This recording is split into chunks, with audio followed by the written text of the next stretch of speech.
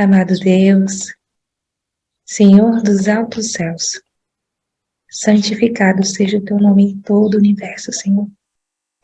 Estamos aqui diante de ti, Senhor, e de todos para testemunhar que tu és o nosso Deus, que tu és o nosso mantenedor, o doador da nossa vida. E somos gratos, Senhor, por tudo que o Senhor fez, está fazendo e ainda fará. O que queremos aqui, Senhor, nosso objetivo é caminhar contigo, é aprender contigo, assim como os discípulos, Senhor, que caminhavam ao teu lado e muito aprenderam, Senhor. Estamos aqui diante de ti e colocamos no teu altar tudo aquilo que o Senhor quer nos ensinar, nos transformar, Pai. Nos colocamos em tuas mãos para que o Senhor molde o nosso caráter. E o livro de Daniel mostra muito sobre isso, Senhor. Que possamos esquadrinhar a tua palavra, que ela fique firme e consistente nas nossas mentes e nos nossos corações, para que avancemos na tua obra, para que tudo que façamos, quer bebais, quer comamos, qualquer coisa, Senhor, seja para a tua honra e para a tua glória. Em nome de Jesus, Senhor, abençoa o teu mensageiro. Abençoa cada palavra que irá fluir dos teus lábios, Senhor. Que sejam emanadas dos céus para todos nós. E possamos ser teus filhos obedientes a tudo aquilo que nos for ensinado. Em nome de Jesus, Pai, pedimos perdão pelas nossas fraquezas, pelas nossas debilidades, por muitas vezes estragarmos, Senhor, contaminarmos o teu santo templo. Dá-nos força, Senhor. Dá-nos força porque é chegada a hora em que todo o planeta Terra tanto espera. Não somente, mas todo o universo que nos assiste. Em nome de Jesus. Amém. Iniciar. O título que coloquei nele foi Do Orgulho à Humildade. Nós vamos entendendo isso conforme formos passando. Antes, nós vamos fazer aqui mais um contextinho histórico. Porque logo, nós já vamos, amanhã no caso, nós já vamos falar sobre a queda de Babilônia. A queda da Babilônia literal. Então, o que nós precisamos? Nós precisamos saber ali quais foram os últimos reis da Babilônia, para que nós possamos ter um contexto para o capítulo de amanhã já também, ok? Então, vamos entender aqui o que está acontecendo e o que de fato vai nos mostrar esse capítulo 4. Primeiro ponto é que aqui fica falando sobre 626, quando a Babilônia de fato começou a existir. Mas, Império Neobabilônico, a gente só conta de 609 para cá, até 539, tá bem? Porque, justamente, aqui não tinha muita coisa. Antes de Nabucodonosor, antes ali de Nabopolassar, a Babilônia não era, de fato, um império, ok? Lembra que ela estava vassala da Síria, então não era um império babilônico. A partir de que ela derrota a Síria, faz todo sentido. A partir do momento que ela derrota a Síria, aí ela comanda as regiões, tomando as nações vizinhas e assim por diante, tá? Então, se você pegar 609 menos ali o 539, vai chegar em 70 anos, ok? E aí cumpriria-se a profecia lá dos 70 anos, de trabalhar para a Babilônia, no caso é servidão, Mas também tem aquele outro ponto que eu falei para vocês, do pessoal do 605 até o 536, tá bom?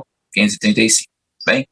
Mas vamos levar em consideração o que a maioria acredita, que é o Império Babilônico de 609 a 539. Levando isso em consideração, nós temos algumas hoje a considerar. Primeiro, Nabopolassar ali de 625 a 605. Lembrando sempre que o ano de ascensão não é contado como ano de reinado, certo? Então, nós vimos ali 626, você está errado? Não, é que 625 era o primeiro ano de Nabopolassar, de fato. Então, 605 a 605, Nabopolassar reina. Depois, o seu filho, Nabucodonosor, começa a reinar em Babilônia. E ele reinou até 562. Depois, vem Amel-Marduk. Amel-Marduk era ali um filho de Nabucodonosor, e esse filho de Nabucodonosor, ele reina só por 2 anos, tá vendo? Inclusive é ele que deixa Joaquim viver como nobre. Lembra de Joaquim, que nós falamos que ele foi levado para a Babilônia por Nabucodonosor para manter o povo de Judá tranquilo? Amel-Marduk, lá em Jeremias 52, 31, tá? Vão anotando aí, depois vocês procurem. Esses reis aqui que nós vamos mostrar para vocês, eles estão na Bíblia, tá? Estão no livro de Jeremias. Alguns podem estar com um nome diferente ali, mas é a mesma pessoa que estamos falando ali, tá bom? Porque eles tinham vários nomes. Depois de Amel-Marduk, que acaba não vingando no reinado, um cunhado de Nabucodonosor, o Nergal-Sarezer, também está em Jeremias 39, 3. Ele reina por 4 anos. Bem, ele reina ali de 560 a 556. Depois vem Labash-Marduk. Labash-Marduk era parente de Nergal-Sarezer, filho de Nergal-Sarezer, nem chegou a reinar. Ele foi colocado no posto, mas logo o assassinaram, tá bem? O torturaram na própria Babilônia e ele acabou morrendo. Então vem o genro de Nabucodonosor, que é Nabonido. E ele reina até a queda de Babilônia, né? 556 até a queda de Babilônia. E depois o seu filho Belsazar reina de 553 a 539, junto com Nabonido. Roberto, mas 2 reis no mesmo período? Sim. Nabonido, ele foi no Líbano curar uma ferida que ele tinha. Para não deixar o trono sozinho, ele colocou o filho. Nessa de colocar o filho como corregente, Nabonido, ele não gostava muito de ser rei, tá? Ele tinha um problema para ser rei, e aí ele já aproveitou e falou, quer saber? Se vira aí, meu filho, eu vou fazer outra coisa. E aí, o Nabonido, ele gostava muito de ir em caçar ouro, prata, nas redondezas, nas vizinhanças. Lembre-se, a Babilônia é que mandava no mundo. Então, onde Nabonido chegava, ele era muito temido, todo mundo abria as portas e etc. Então, Nabonido, ele gostava dessa coisa de arqueologia. Ele gostava de escavar, gostava de fazer descobertas, e ele não gostava de reinar. Então, deixou o filho fazendo o trabalho lá na Babilônia e ficou andando por cima e para baixo no mundo aí, ok? Então, por isso, eles dois eram co-regentes, tá? Os dois eram reis ali no mesmo período. Isso fica claro quando Belsazar ele fala para Daniel que seria o terceiro no rei. Por quê? Porque ele não poderia dar o segundo, ele não poderia dar o primeiro, porque ele era o segundo, Nabonido era o primeiro, então Daniel seria o terceiro no reino, tá bem? Mas nós vamos chegar lá mais à frente. Esse capítulo 4 de Daniel, ele é um capítulo que tem umas certas coisas incríveis, vamos dizer assim. A primeira dela, obviamente que Daniel redigiu isso, tá bem, gente? Mas há um indício gigantesco do 4º capítulo ser escrito pelo próprio Nabucodonosor, tá bem? Nabucodonosor deixou uma carta, tá? E aí Daniel pegou essa carta e colocou em seu livro, tá bem? E aqui nós vemos que é um testemunho do rei para várias pessoas. Nós vamos ler aqui os textos e vocês vão ver que as coisas ficam muito assim, muito claras, de que Nabucodonosor de fato escreveu esse relato. Uma das coisas que nos intriga logo no início aqui, vamos ler esses primeiros 3 versos para nós vermos algumas coisas interessantes que não tem nos outros capítulos e tem nesse. Inclusive não vai ter em nenhum capítulo. Esse é um capítulo peculiar no livro de Daniel. O rei Nabucodonosor, para todo o povo, nação e língua, que habitam em toda a terra, paz vos seja multiplicada. O rei Nabucodonosor, para todos, paz vos seja multiplicada. Eu achei por bem mostrar os sinais e maravilhas que o Altíssimo Deus tem feito para comigo. Quão grandes são os teus sinais e quão poderosas são as suas maravilhas. O seu reino é um reino eterno e o seu domínio é de geração a geração. Vocês vão perceber que esses versos parecem escritos, meus irmãos, por o hebreu. Vou tomar uma água. Esses versos parecem ser escritos por um hebreu.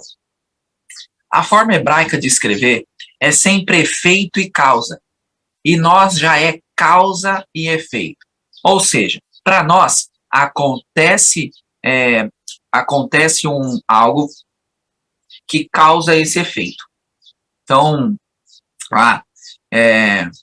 eu não obedeci a Deus,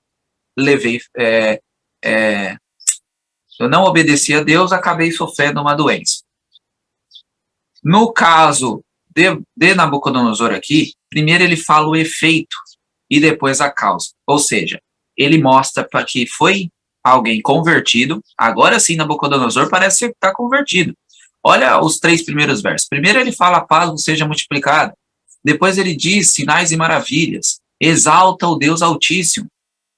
Diga algo que fez com ele. Olha aí, ó, ele é um testemunho, esse capítulo 4 de Nabucodonosor. Depois ele diz que grandes é os sinais, poderosas as tuas maravilhas, reino é um reino eterno e domínio de geração a geração. Ou seja, isto é um efeito. Algo aconteceu e Nabucodonosor sofreu esse efeito. A causa é o que nós vamos ver a partir do verso 4. O que fez Nabucodonosor escrever essa carta? O que fez Nabucodonosor ser convertido ao Deus Todo-Poderoso? O que será que aconteceu? Isso é um modo hebraico de fazer. Okay? A mesma coisa aconteceu no cativeiro. Né? Primeiro o efeito. O que aconteceu? Primeiro foi dito lá, olha, não ouviu e etc, e blá blá blá, ok? Então é um jeito meio hebraico de pensar. E essas coisas acontecem primeiro e depois eles costumam ver o efeito do que aconteceu. E é exatamente isso que nos intriga, porque no capítulo anterior nós vemos um Nabucodonosor totalmente diferente. Primeiro, no primeiro capítulo, ele quer ser como Deus, determinando o que os hebreus vão comer. No segundo, ele quer estraçalhar famílias pelo simples fato de não receber uma interpretação. No terceiro, ele tenta reescrever a história, mostrando seu orgulho. E agora, no quarto, nós vemos um Nabucodonosor praticamente mudado da água para o vinho. Ou seja, aqui um Nabucodonosor convertido. Agora, o que aconteceu para isso acontecer, meus irmãos? O que será que aconteceu na vida de Nabucodonosor que fez ele repensar que precisava de fato acreditar nesse Deus de Daniel? Nabucodonosor teve, no mínimo, aí, né, que nós temos nos capítulos, 3 chances para isso. Capítulo 1, capítulo 2 e capítulo 3. E ele foi duro de coração, né? Mas no capítulo 4 parece ser diferente. Parece, meus irmãos, porque nós vamos ver que ele também precisou do capítulo 4 para conseguir chegar nesses primeiros versos. Vamos ver o que aconteceu na história desse rei, o Nabucodonosor. Eu, Nabucodonosor, estava em repouso em minha casa. e prosperando em meu palácio. Eu tive um sonho que me atemorizou, e os pensamentos sobre a minha cama e as visões da minha cabeça me atribularam. Portanto, decretei que trouxesse diante de mim todos os homens sábios da Babilônia, para que me fizessem conhecer a interpretação do sonho. Então vieram os magos, os astrólogos, os caldeus, os adivinhos, e contei o sonho diante deles. Porém, eles não me fizeram conhecer a interpretação. Agora eu te digo uma coisa, meus irmãos. Ele chamou todos os sábios da Babilônia. E cadê Daniel? Porque Daniel era só o dono de tudo lá, ele que comandava esses sábios todos. Cadê o comandante da galera? Ele chamou a galera e não chamou Daniel. Nós temos alguns pontos aqui, meus irmãos. Primeiro,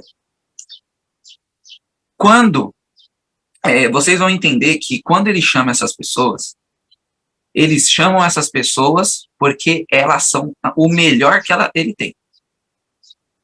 Vocês já vão entender já já. Vai ter os significados desses nomes, tá? Quem são os magos, quem são os astrólogos, quem são os caldeus, quem são os adivinhos. E vocês vão ver que, de fato, ele fez a melhor escolha que ele tinha. Bem, ele escolheu o que tinha de melhor no reino. Já já vocês vão saber esses significados. O segundo ponto é que, o que acontece? Se eu estou doente, eu vou procurar um teólogo para me curar? Você vai no médico.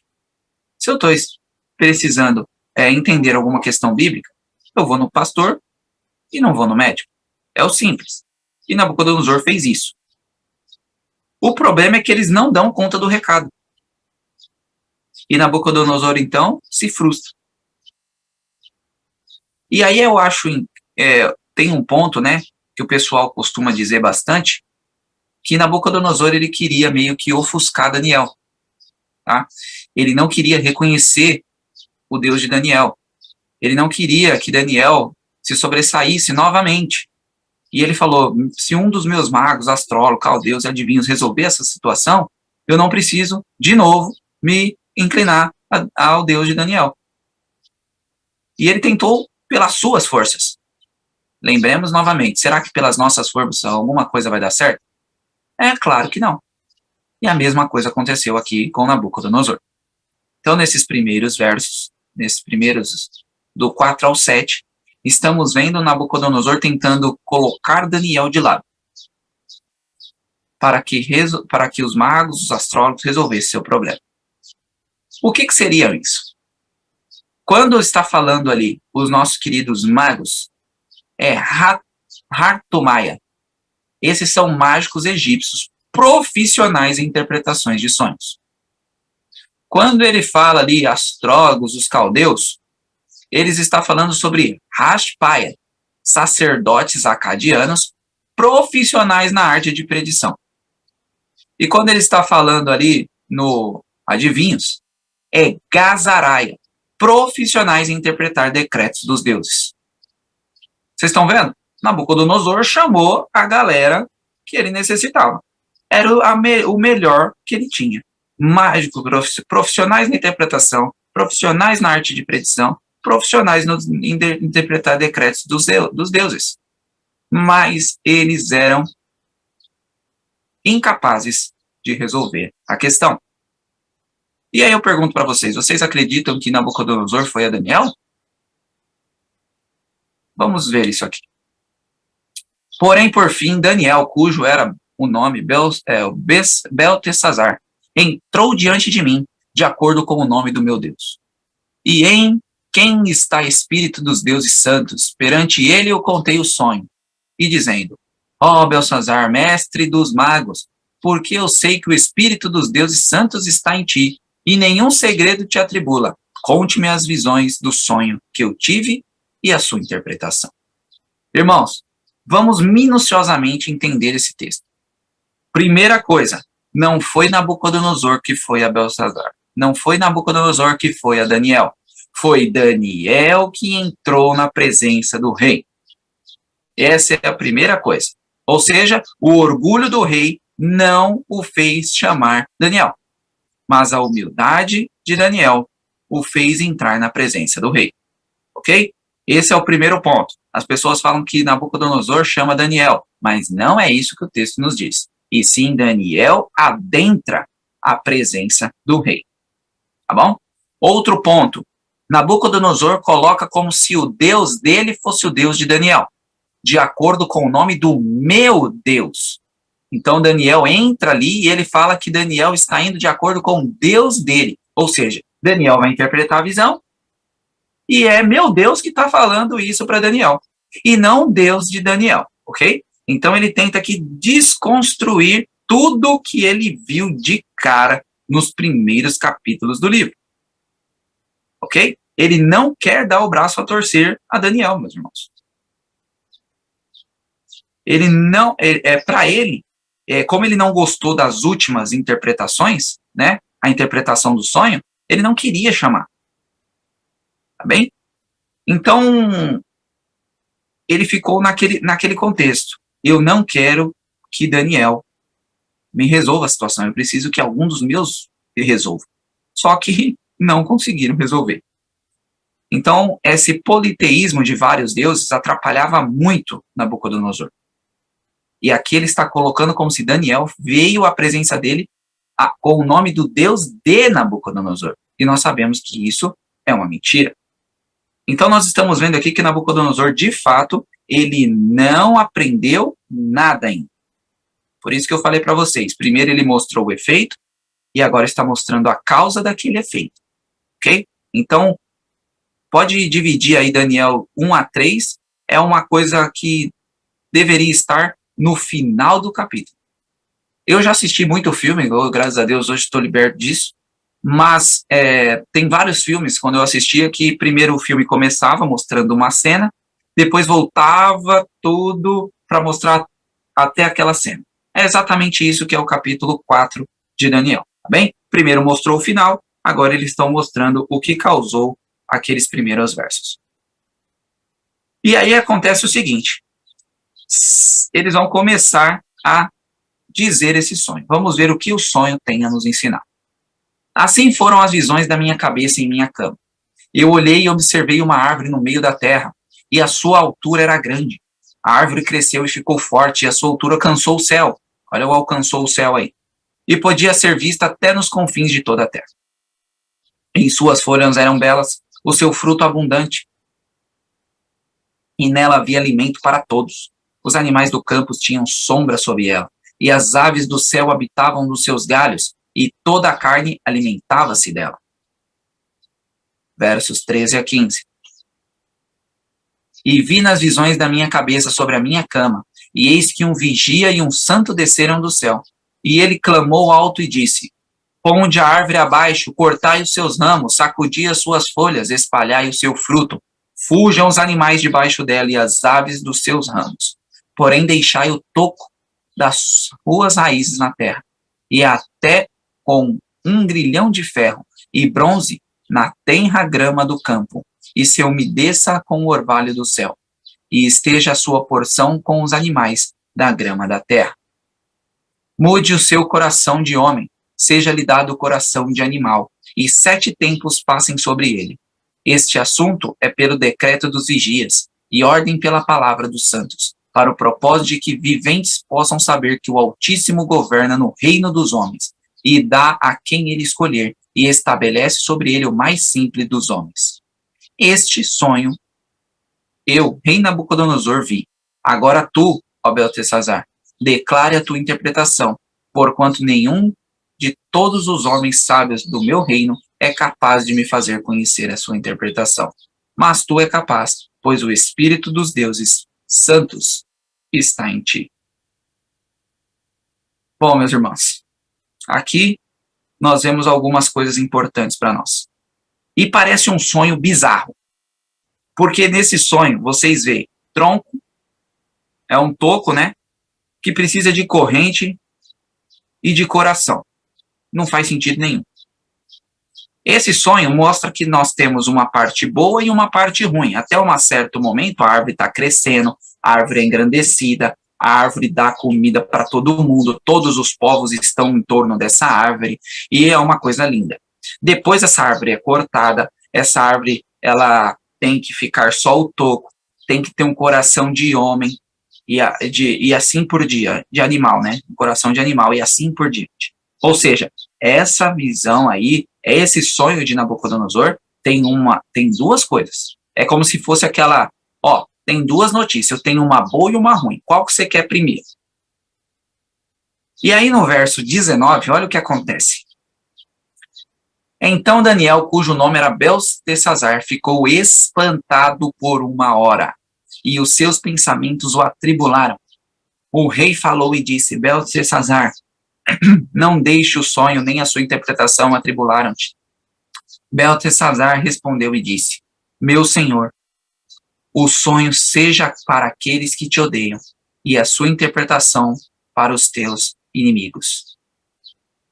Bom, meus irmãos, aqui nesse verso 19, Daniel logo entendeu a interpretação. E ele ficou pensativo, porque Nabucodonosor era o rei. Se Nabucodonosor quisesse mandar matar Belsazar, Daniel, ele mandava e acabou. Então ele ficou ali, olha, e agora, faço ou não faço? Faço ou não faço? Mas não era por Daniel, mas é porque Daniel, o Espírito de Profecia nos diz que Daniel não estava com medo, mas ele estava querendo falar da forma correta e certa para que o rei, ele se compadeceu do rei. Daniel entendeu tudo o que iria acontecer, mas ele ficou tão daquela forma, não acredito que ele vai ter que passar por isso, que ele ficou uma hora brigando com seus pensamentos para falar da forma correta para o rei. Então Daniel ele não estava com medo aqui, meus irmãos. Daniel estava aqui pensando em Nabucodonosor. E ele ficou por essa uma hora pensando em como fazer a coisa da forma correta.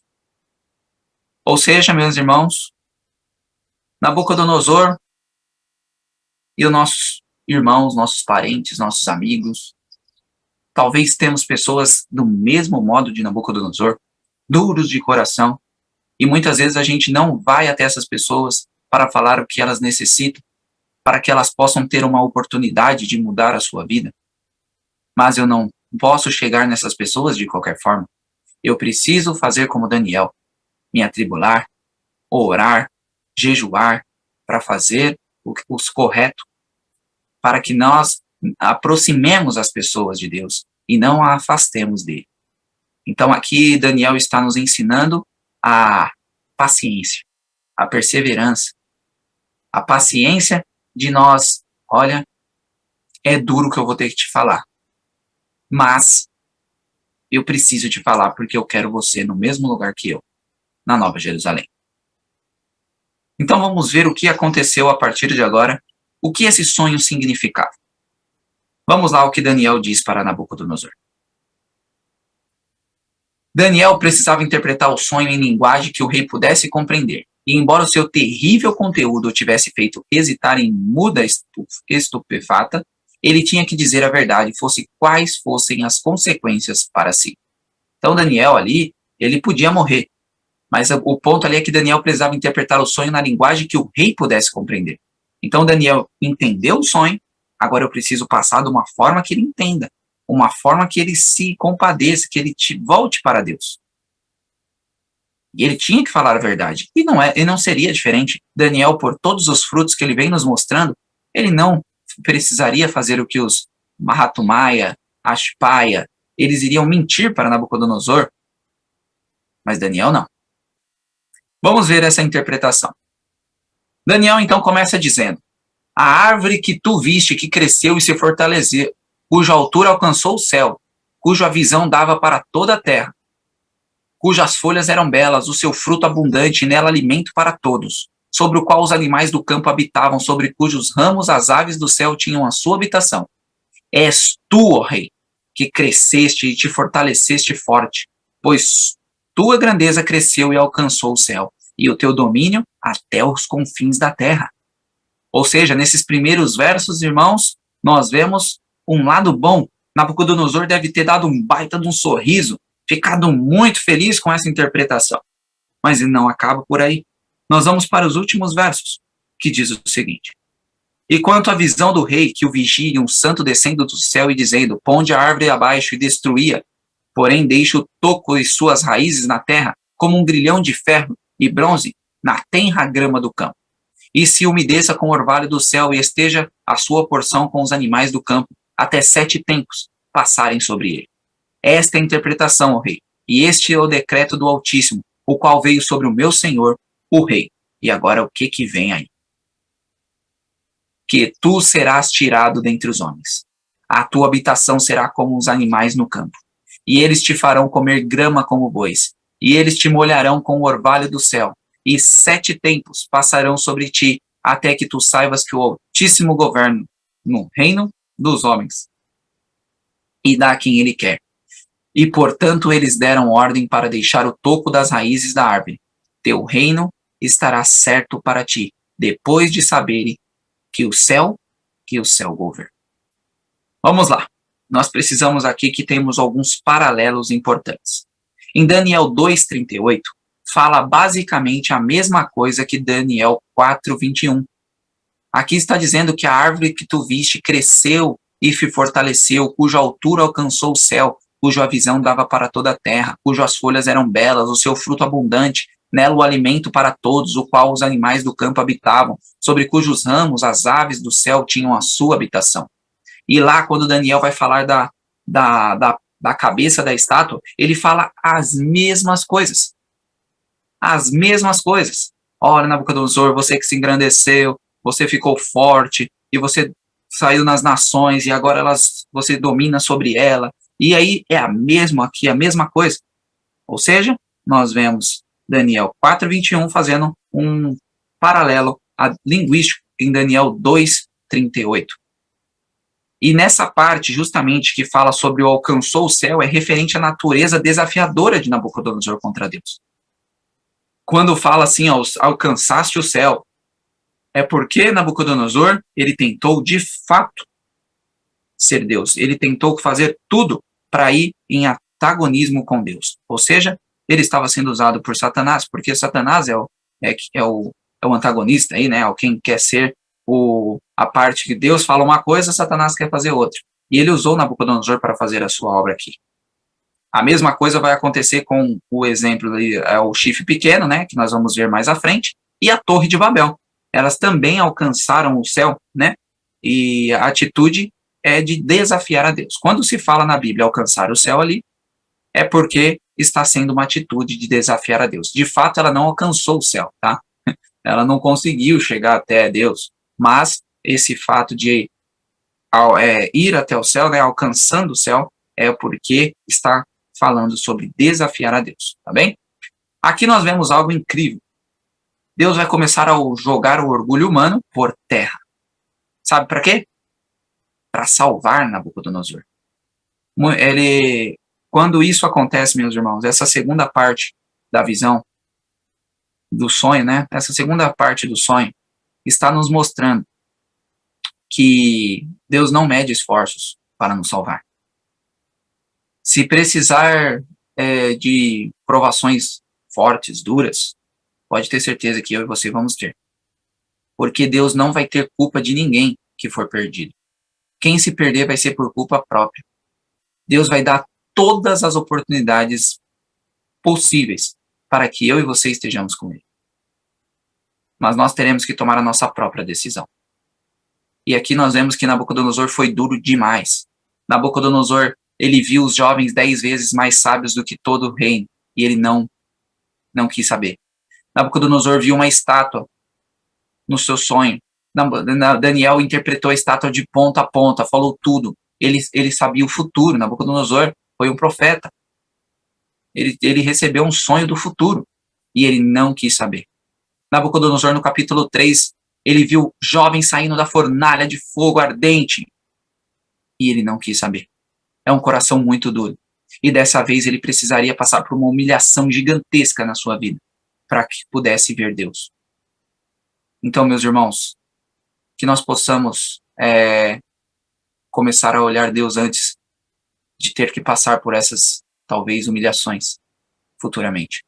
que nós possamos ser humildes, que nós possamos já desde hoje começar a fazer o início do capítulo de Daniel 4, e não deixar que aconteça todo esse capítulo para chegarmos à conclusão óbvia de que Deus é o Deus Todo-Poderoso, o Deus Supremo, o Deus que cuida de nós, se assim o deixarmos fazer. No versos 38 aí, como eu falei para vocês, ó, onde quer que os filhos dos homens habitem, os animais do campo e as aves do céu, ele as deu em tua mão e fez de ti governador sobre todos. Tu és a cabeça de ouro. Aqui, ó, você vê a similaridade das palavras, cujas folhas eram belas, o seu fruto abundante, nela alimento para todos, sobre o qual os animais do campo habitavam, e sobre cujos ramos as aves do céu tinham a sua habitação. Tu és o quê? A árvore. Entendeu? Então é a mesma aqui, a mesma coisa, só que de formas diferentes. Verso 27. Esse texto é a chave do capítulo todo, ok?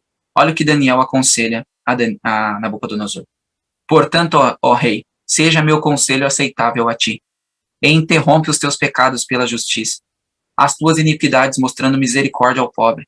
Se isso pode ser um alongamento de tua tranquilidade. Daniel diz o rei para que ele ser novamente, né, as necessidades de uma reforma. Aqui Daniel está falando, rei, você precisa se reformar. Eu te aconselho a você afastar dos seus pecados, acabar com eles. Eu aconselho você a mostrar misericórdia com os pobres. O que Daniel está dizendo aqui em outras palavras, meus irmãos? O que é pecado? Transgressão do quê? Transgressão da lei. Quando Daniel está falando interrompe os teus pecados pela justiça, Daniel está falando dos 4 primeiros mandamentos. E depois, quando ele fala da iniquidade mostrando misericórdia ao pobre, ele está falando dos outros 6. Daniel está dizendo aqui para Nabucodonosor que ele precisava cumprir os mandamentos de Deus. Que assim faria o quê? Um alongamento de sua tranquilidade. Olha aqui Daniel ensinando o rei. Olha o que Daniel está dizendo para Nabucodonosor.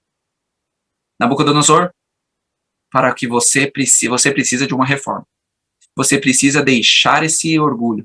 Você precisa se arremeter ao nosso Pai. E você precisa fazer o que Ele quer que todos nós façamos. Guardemos os teus mandamentos.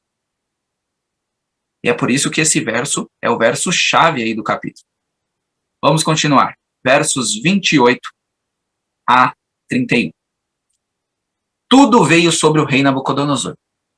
Ao final de 12 meses, passeando no palácio do reino de Babilônia, o rei falou e disse, não é esta grande Babilônia que eu construí para ser a casa do reino pela força do meu poder, para a honra da minha majestade?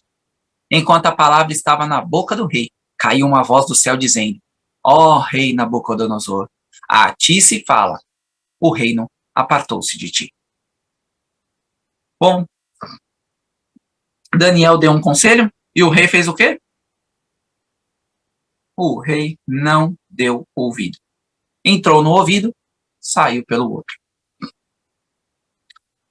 Bom, levando para nossos dias hoje, nós temos profeta? As pessoas costumam querer dizer que é conselhos de Ellen White. Bom, Daniel também deu um conselho para Nabucodonosor. Ele fala, ele é bem claro dizer aqui, seja meu conselho aceitável a ti.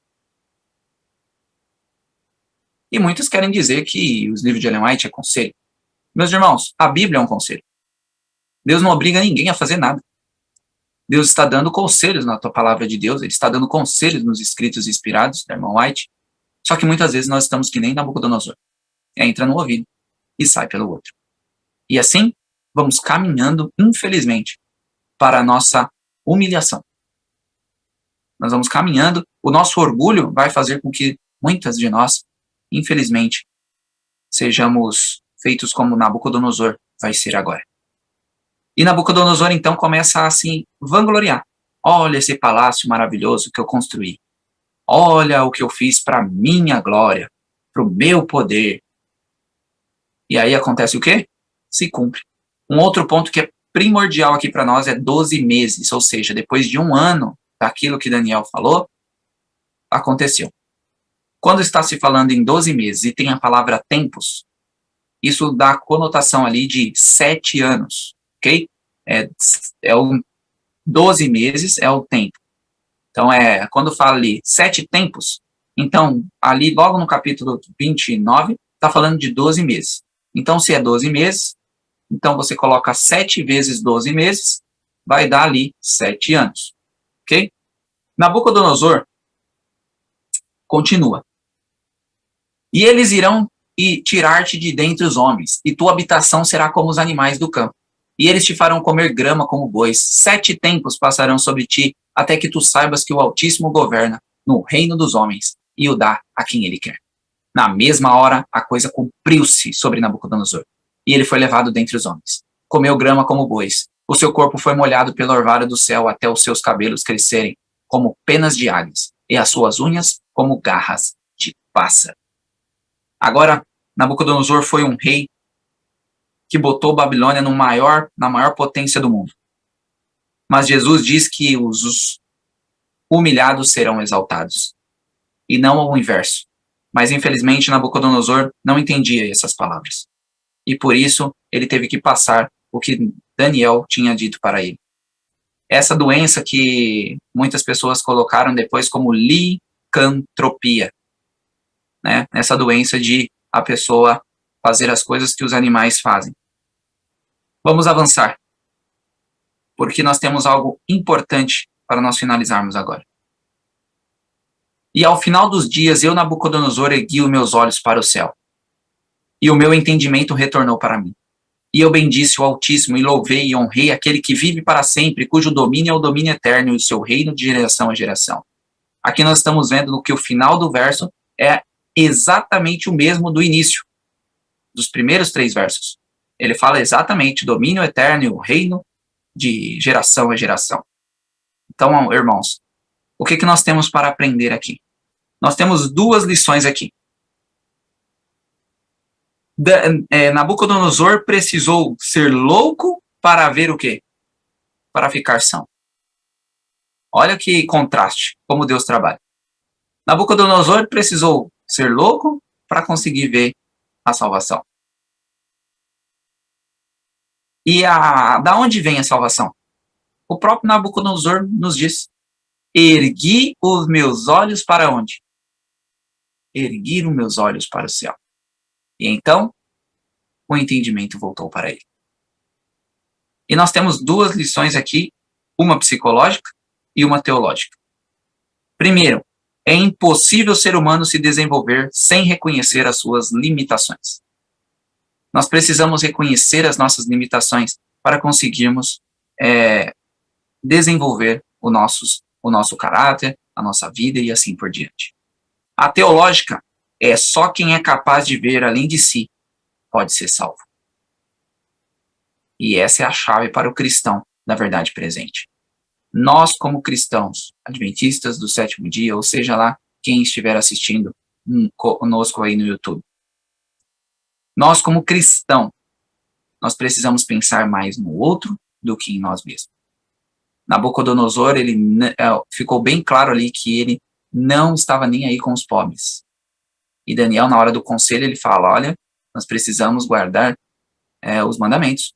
E o mandamento é amor a Deus e amor ao próximo. E o próximo de Nabucodonosor não era assistido na Babilônia. Então nós vemos aqui um Nabucodonosor do capítulo 1 ao 3 totalmente diferente do capítulo 4 agora.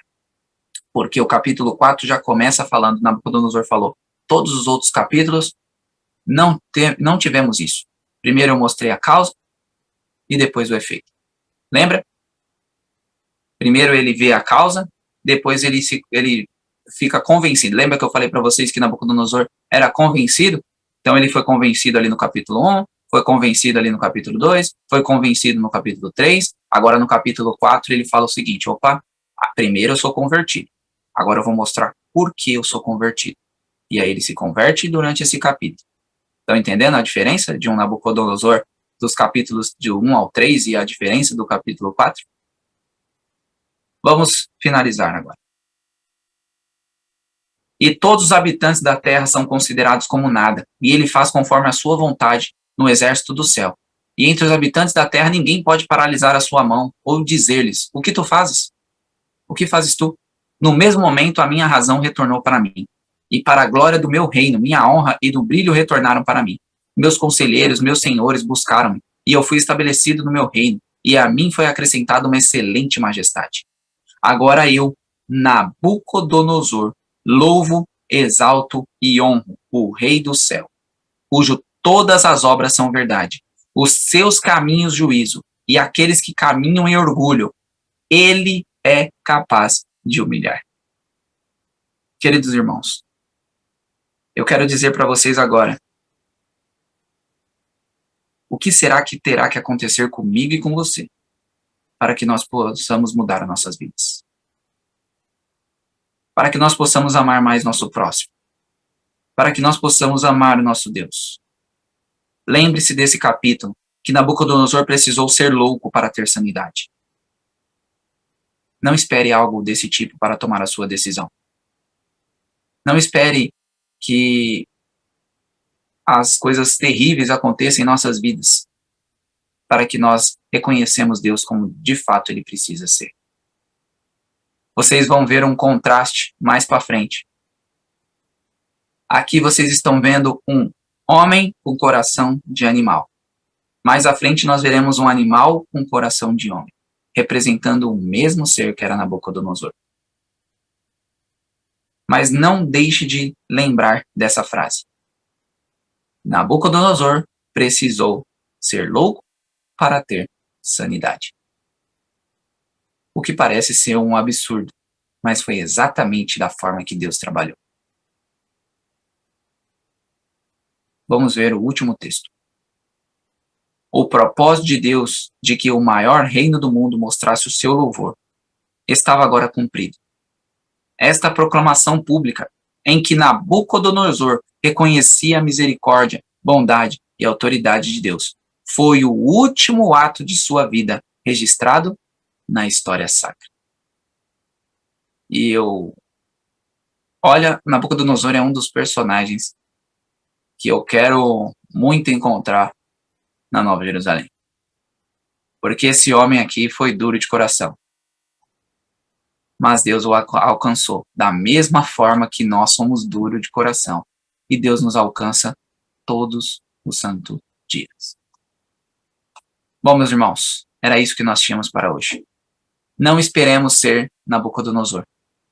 Não fiquemos só no convencido, mas que nós possamos estar convertidos. É isso que Deus quer de mim e de você. Que Deus abençoe a cada um de vocês. Uma ótima semana a todos.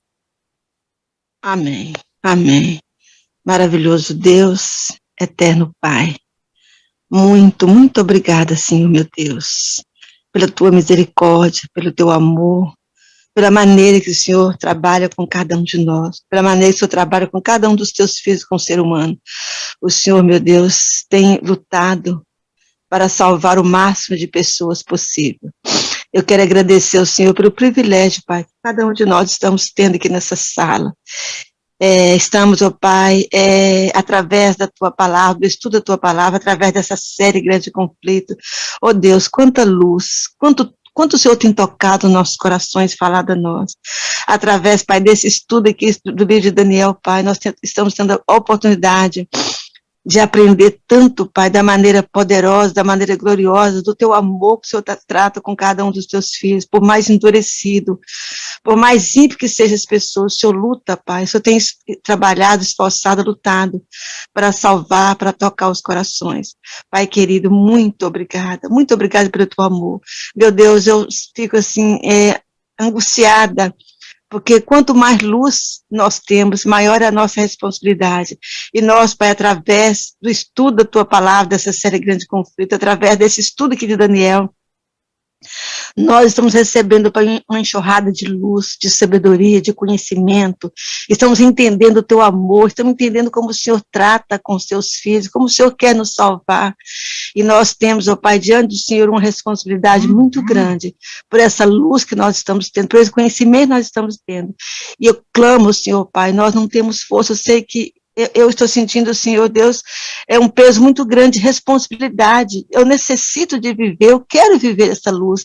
Eu sei que todos nós que estamos aqui queremos, ó Pai, mas nós deparamos muitas vezes com as nossas fraquezas, com a nossa...